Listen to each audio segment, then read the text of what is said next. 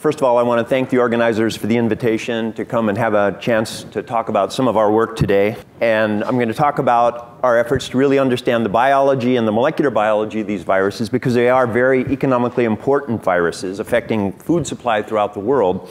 And our goals are to understand how these viruses work and then develop new strategies or novel strategies that can give us environmentally sound approaches to control the diseases they cause. So these are the people who have done all the work, and I'll tell you what they've done. Okay, so to remind you about plant viruses, so these are all the recognized taxa that we know at this time, and of course, the very first virus that we all learned about, and the very first virus discovered, was TMV. And of course, there used to be the big lab right up the hill here, and the majority of plant viruses have positive sense, single-stranded RNA genomes. And so you can see there are quite a large number of viruses here. And the ones I'm going to talk about are these. So they're in this genus Crinivirus, in this family Claustroviridae. And they have really, for plant viruses, quite complex genomes, and the way they interact with their plant hosts, as well as the insects that carry them from plant to plant, are pretty interesting, I believe. Now, this is the family that these Criniviruses are in, the Claustroviridae, and these cause important diseases. So some of them are like in this genus Claustrovirus, a virus called citrus tristeza virus, has killed hundreds of millions of citrus trees worldwide. Used to be the biggest threat to citrus production worldwide. Now there's a bacterial disease actually that's eliminating citrus in Florida as we are here. But citrus tristeza is very important. These viruses in this genus, the grapevine leaf roll associated viruses, are very important viruses because when you go to Napa in the fall and you see all those beautiful red grapevines, they're actually, those red leaves are symptoms of virus infection. But these are the ones that we're working with in my lab. And right now there's about 14 recognized members of these, or 14 recognized members of this genus. And this shows where they occur, and they're all transmitted to plants by specific whitefly vectors. Whiteflies are little flies. You have them wherever you grow plants. And what I'm showing you here is that these are relatively recently discovered viruses, and we're discovering more of them. And one of the reasons that we're discovering them and they're becoming so important is because the vector is one of the world's 100 worst invasive species. Now, when we think about invasive species, the really important ones, we're familiar with some like, of course, the Asian tiger mosquito here, the big African land snail that can eat houses in Florida. Here's where you have to get the zebra mussels, where you have to get your boats checked, you know, when you go to Lake Tahoe. But this is one of them too. And so this is called the sweet potato whitefly, and it's Bemisia tabaci. And back when I was a graduate student here at Berkeley, and one of the people on my thesis committee, Edward Sylvester, very famous entomologist, scientist, and he made a comment in his class that whiteflies aren't important plant viruses in the or vectors of plant viruses in the temperate world. They're really localized in the tropics. Well, since I've been a graduate student, the whiteflies have really just exploded into temperate regions. And so this important pest, everywhere it's moved, it's damaging plants by its feeding, but also because it's brought new viruses that are incredibly important agriculturally. So these are what whiteflies look like. And this is, of course, a nice high magnification. I'll show you how small they are in just a second. And this is the one that's really incredibly important. Now, this shows what happened in California in the late 70s. And what happened was all of a sudden these whiteflies just exploded. And so here's a little 1-inch tall lettuce plant that's already got over 100 whiteflies on it. Okay, this is a common weed, and you can see it's got thousands of whiteflies. Here's my car windshield as I drove by this field, and those are dead whiteflies. So the populations just really exploded. And coincident with that is that in Southern California, lettuce began to look like this. Now, there's two important things to notice here, is that the symptoms are this obvious yellowing on the older leaves, but the inner leaves are very bright green, and I'll tell you why that is in just a minute. So when this first appeared, no one had seen anything like this before. And since then, we've been working in our lab with this virus, but with some other ones as well. Now, this is me, and here I am in Jordan. Here's the Jordan River over here, and there's Israel. And you can see that here's a field of melons where the melons are destroyed. This is a virus that showed up in Southern California and Arizona in about 2005. This is in 2006. And so these are cantaloupes. And if you look around, you can see some nice cantaloupes here. You can see a beautiful, nice orange cantaloupe. And you can see these plants really look quite tough. I mean, they're nice and strong, but they're yellow.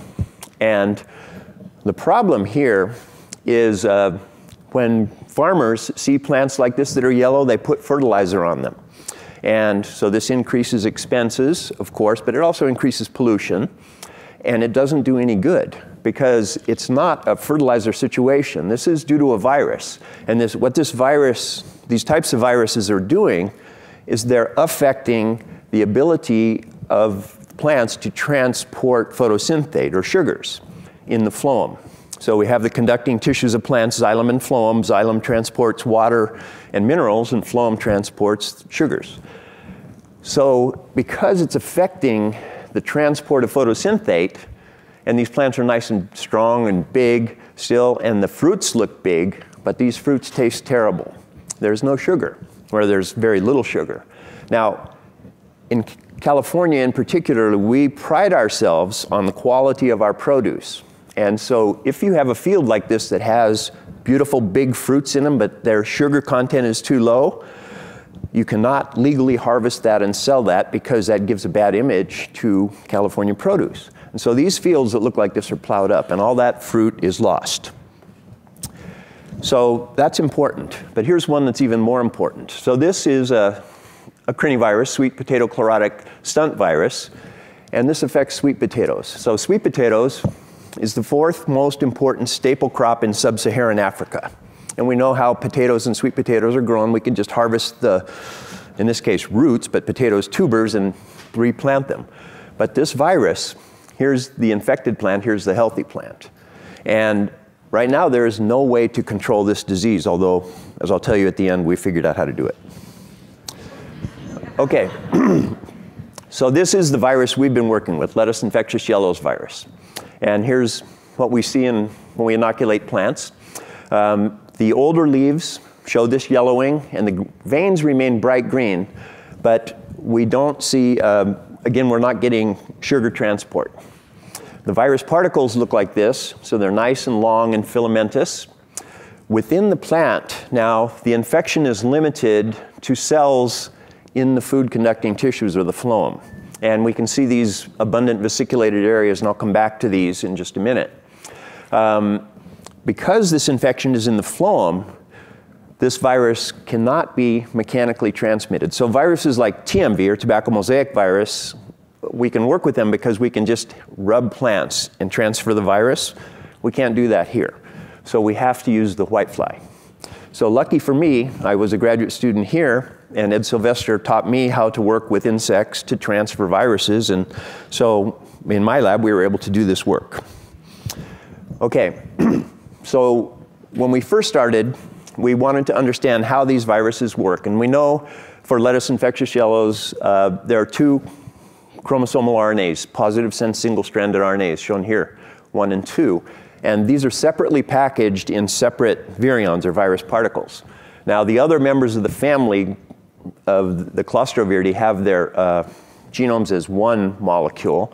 But what you can see is there are similar genome organizations. There's two characteristic gene modules here and here. And if you look at this by computer predictions, we see domains for methyltransferase, helicase, RNA-dependent RNA polymerase, telling us that, aha, this is involved in replication. And if we look at these genes down here, though, or the proteins encoded by them, we don't see obvious, we can't make guesses about obvious functions of them, except for here we can see the coat protein. But here's another one that seems to have some similarity to coat proteins. And here we see a heat shock 70 homolog-like protein. So these two gene modules are conserved in all of these viruses.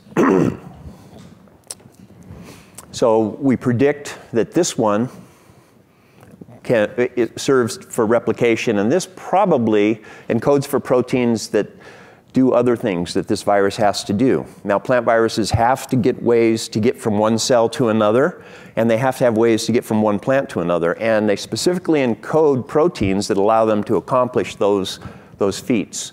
And so in our lab, we wanted to understand how this worked so we could figure out ways to block it from happening. So what we did, of course, is we developed reverse genetic systems for this virus, and it was not trivial.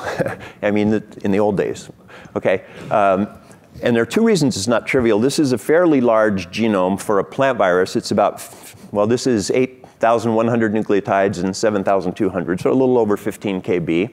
Two separate molecules, and they're not infectious back to plants, because remember, the infection is in the phloem. So we don't know how to do a biological assay, or we can't.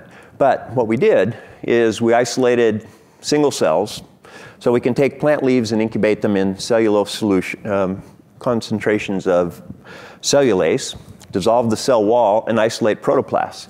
And when we did that, and we had cloned these into plasmids, and we could make capped RNAs in vitro, we could transfect these RNAs into these protoplasts, and then we engineered a marker protein, GFP, and so we did have a way to look at how these viruses were working in individual cells. So this was very nice for us, and really led to something that was completely unexpected initially. So remember, there's two separate chromosomal RNAs, and so this is just simple northern blot analysis here. And with protoplasts, we can actually do temporal analysis, so we can do time course experiments. And so when we inoculated both of these RNAs into the protoplasts, and then we looked for replication over time, one of the things that we saw here in RNA1, and this is RNA1 now, encoding for the replicase-associated materials, we see that this is a longer exposure of this autorad, and you can see that within 12 hours we're getting significant accumulation of progeny RNA. So this RNA1 starts replicating immediately. And we also see that there's abundant production of a subgenomic RNA, and we know that this subgenomic RNA maps to this coding region down here. What was interesting is that RNA2 does not begin to accumulate for 36 hours, or at least we don't see significant new progeny for 36 hours. And so here's input, and here's not until 36 hours do we see more than the input. Okay, so these two RNAs are in separate particles coming into this cell, and RNA1 starts replicating. So the question that we had was, well, how does RNA2 find RNA1 in the cell, and how is RNA2 protected from being degraded by the cell's antiviral defenses? Because we know plants use RNA-based antiviral defense. Oh, so these are the questions that I'm just talking about. So we've begun looking at this protein, P34, which it's this protein here. And the other thing we found is not only is there this temporal delay, when we make a mutation in this coding region here, RNA2 is no longer replicated. And that's shown over here, where we mutate this. RNA1 still replicates perfectly well, but RNA2 is no longer replicated. So this is strange. So we know that we need these genes encoding these proteins here to replicate RNA1, but we need all of this plus this to replicate RNA2. So this led us to ask these questions. And what we've done is looked at what does P34, this protein that when we look at in computer databases, we see no function for this protein. What does it do? Well, it's a single-stranded RNA binding protein, and we can demonstrate that in vitro.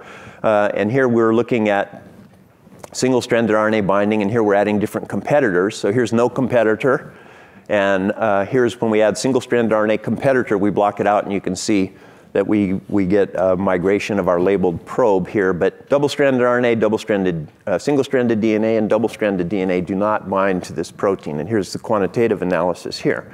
So this protein that we know is needed specifically for replication of RNA2 in trans is a single-stranded RNA binding protein.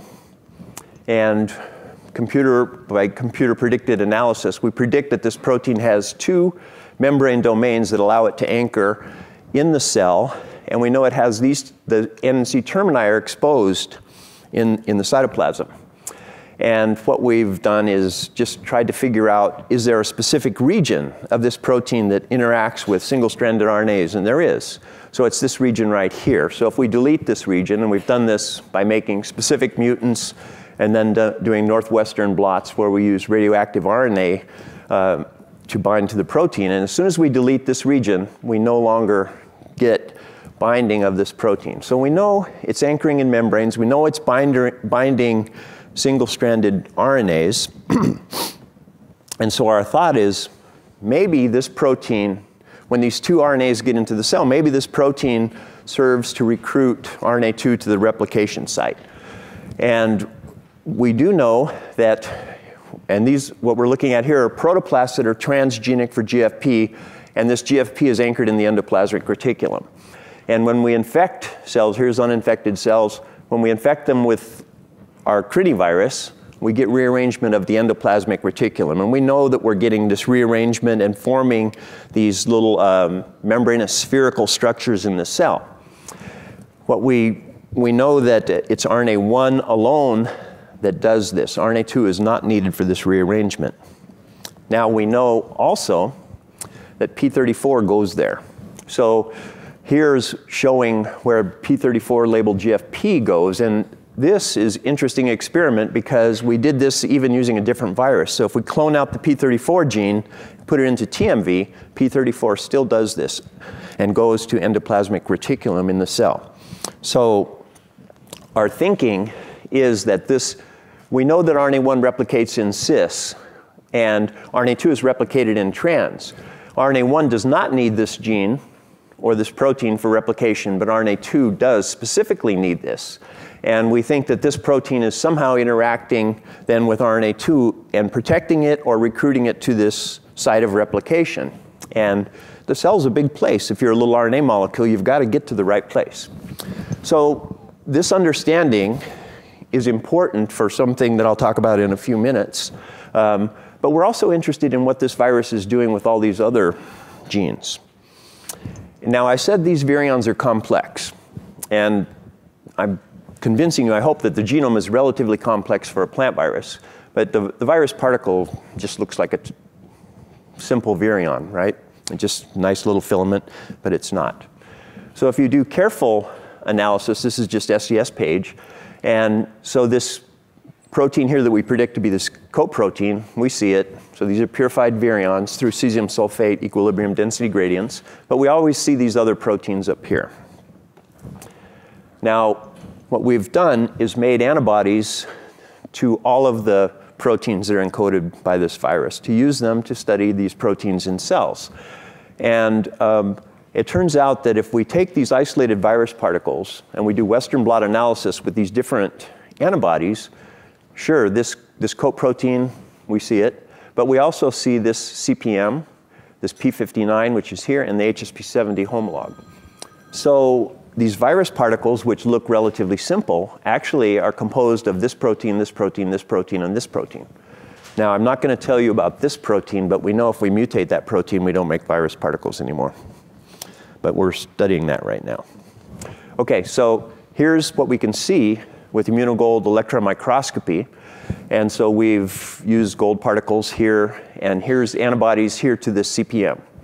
And you see we only label the tip. And we know that this is actually, this region corresponds to the 5' end of the RNA as well. And when we use antibodies to the CP, we label the rest of the virus particle. Now, in our lab, we have not been able to definitively identify where these two proteins are, but labs of colleagues at other institutions have shown that these two proteins actually form a collar right at this interface here. And so we have the CPM, the P59 and HSP70, and then CP. And so why would a virion have all of these proteins on it? Unless these proteins have to do something important in the biology of these viruses. So we wanted to, or we asked that question, and how do we examine this? Well, what we did is we developed this system where we could inoculate protoplasts. We could isolate virus particles from protoplasts. Remember, this virus can only be transmitted to plants by the whitefly. And so what we did is we made these little cages out of little plastic pill bottles, and we made a parafilm sandwich here. So we stretched parafilm across the top. We put our virus particles in a solution of 15% sucrose, and then we put another layer of parafilm. And we put this in a dark box with a yellow light up, and these whiteflies fly towards the yellow light, and they hit the parafilm, and they start tasting it, and when they taste the sucrose, they sit there and feed. And by doing this, we could transfer the virus back to plants. So very simple, right? But then what we did is we took the antibodies that we had made to all these different proteins. And in this experiment here, we only used the antibodies that corresponded to proteins on the virus particles. So we have the capsid protein, the minor capsid protein, the HSP70 and P59. And so we incubated the virus particles with the antibodies before we fed them to the whiteflies. Our idea was, maybe one of these proteins on the virus particle interacts with the whitefly, and that's how the virus gets transmitted from plant to plant, because it's very specific. Viruses, of course, as we all know, have evolved specifically to survive. And when we did this experiment, it was pretty incredible, because this antibody here completely abolished the ability of the virus to be transmitted by its vector. This one didn't. And if you remember, this is the protein that's covering the majority of, or making up the majority of the capsid. This is the one that's at the tip, okay? So this suggested to us that this antibody interaction blocked the ability of the whitefly to transmit the virus. And we've subsequently confirmed this with mutagenesis. So we've done experiments where we've made infectious clones and made mutants, and we can deliver the virus into cells. And we've shown that when we knock out this protein, it's no longer transmissible. But when we knock out this protein, the virus can still move systemically in the plant. So this tells us that, in fact, this protein that's on the end of the virion is critical for just interacting with the whitefly to transmit it from plant to plant. But what we found in these mutagenesis studies is that when we knocked out this protein here, the virus couldn't move in the plant. And this is not a virion protein. So this raised our inquisitiveness. What is this protein doing? And we know this protein is produced by a pretty abundant subgenomic messenger RNA in infection. And what we've found here is when we look at cells, plant cells, now these are whole plants, and remember we have these big cell walls, right? And we're looking at the phloem, is that when we look in these infected plants, we see a really interesting cytopathology where you see all these pyramid-shaped structures here. And what's interesting and important here is that these pyramid-shaped structures are located over the plasmodesmatal connections between cells, okay? And in this cell, the virus is replicating, and in this cell, the virus is being transported throughout the plant. And if you look closely, you can actually see virions here. So the virions are associated with these structures, and what we know is that these structures here are actually made of that P26 protein. So we can make these by using TMV and cloning this gene into TMV and inoculating plants, and we see these pyramid-shaped structures. We know that in protoplasts, we can make these structures, and outside of the protoplast, we get sacs of virus particles. And if we knock out the gene encoding for this protein, we don't. And so we still don't know definitively if this is important for intracellular or intercellular transport, but we know mutating this abolishes the ability of this virus to infect plants. So I told you that we figured out how to control these viruses, and we have. And we've done a lot of genetic engineering of plants, and you know we can do that because we can use Mother Nature's natural genetic engineer agrobacterium to transfer DNAs into plants. We can grow new plants from single cells, and all cells are going to have the transgene. So we made everything you can imagine, and all of the plants were susceptible until we started thinking, well, RNA1 is replicating first and establishing the virus infection. And when we specifically targeted this region, as well as the RDRP, we got immunity. And so here's showing when we targeted helicase, we have susceptibility. Here's RNA-dependent RNA polymerase. Here's the leader proteinase. We've done this with a very economically important virus, CYSDV, and we get immunity. And so we just target this protease region, which is the first thing that this virus is going to make in the cell. And now we're targeting this one, because this is a critically important disease that is affecting food crops in Africa. And there's no way to control it. The whiteflies are highly abundant, and this is a food that people rely on just for sustenance. So this is where we're going. In my final slide, I want to thank you all and say that this talk is dedicated to one of my heroes, Professor Jackson, who's here, and he's retiring next month after a great career in virology. So I thank him and thank you.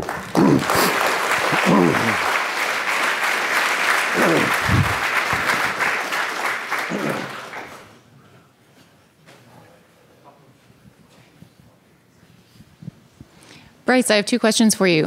The first is, what determines vector specificity for these plant viruses? Because unless I'm incorrect, there's not going to be any replication in the vector like for other arboviruses. And so is it just because whiteflies are there and feed on these plants, or could it be transferred by any other vector as well? The specificity, thank you for the question. The specificity is it's very specific. And it's not just any whitefly. In fact, of this Babesia tabasci complex, there's several different biotypes, and only one biotype will transmit this virus. And one of my ex-postdocs, James Ng, who's at UC Riverside now, has shown that the virions bind in what's called the foregut, right before the virus particles go into the gut. And he's trying to identify those insect receptors there, and we know that they have to bind there in order to be transmitted. Now, you said that the viruses don't replicate, but of course there are many plant viruses that do replicate in their insect vectors, but yes, this one does not. And then my second question was for the P34 RNA binding protein. Do you have any idea what determines specificity for its interaction with RNA2 and how it selects that above all of the other RNAs that it's going to potentially encounter? We don't know. We don't know the specificity at the RNA level, but my hypothesis, my idea, my crazy idea, is that at the beginning of both of the RNAs, if you go in about 150 nucleotides, there's a 23 nucleotide sequence that's identical in both RNA1 and RNA2. And that this sequence only is exposed when the virus is in the cell and ribosomes begin to translate. And so my hypothesis, or my thoughts at this time, are that this region might be important. And so I'm trying to convince some people in my lab to follow this up for me, but we'll see.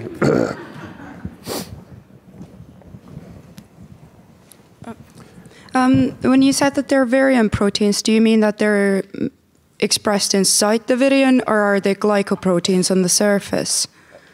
So the P. They're all on the surface. One, is it a glycoprotein on the surface? And no, it's not a glycoprotein. No. It's just a cylinder, and the capsid is just a cylinder, and it's made up of mostly coat protein, and then there's that collar, and we don't know the structure of that collar with the P59 and HSP70 homolog, and then the minor capsid protein. So it's just, I mean, when you look at it with the electron microscope, you think it's very simple, but it's really quite complex, and we don't know structurally how all those proteins are interacting. This genetic structure of this virus, where it's transported by two separate particles, is unusual, at least when you're coming from the human virus world. The closest analogy I can think of are satellite viruses. Is there any interaction between any of the separate particles with other viruses, either by sharing one of the particles or by being dependent on another particle? Well, in this particular virus, what happens during infection in plants is we start getting a lot of recombination events in RNA2, but not RNA1, and we make a lot of defective recombinant molecules that do steal capsids and get transferred. But there are a lot of plant viruses that do exactly what you say, and steal coat proteins or or vector transmission proteins from other viruses in order to gain their transmissibility. In this one, we've done some experiments where we've mixed infections because different whiteflies transfer different viruses, and we thought we could see the wrong whitefly transferring a different virus, but so far we haven't been able to do that, see that happen.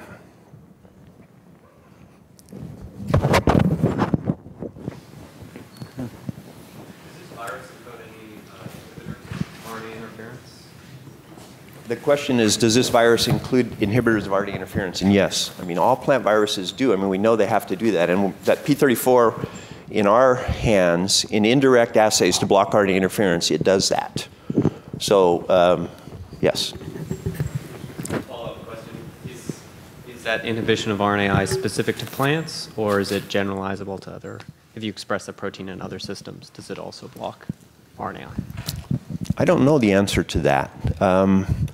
Maybe someone else knows. I mean, I think these proteins, I mean, since all plant viruses encode suppressors of RNA silencing, and I think they do have function in other organisms, but I'm not positive.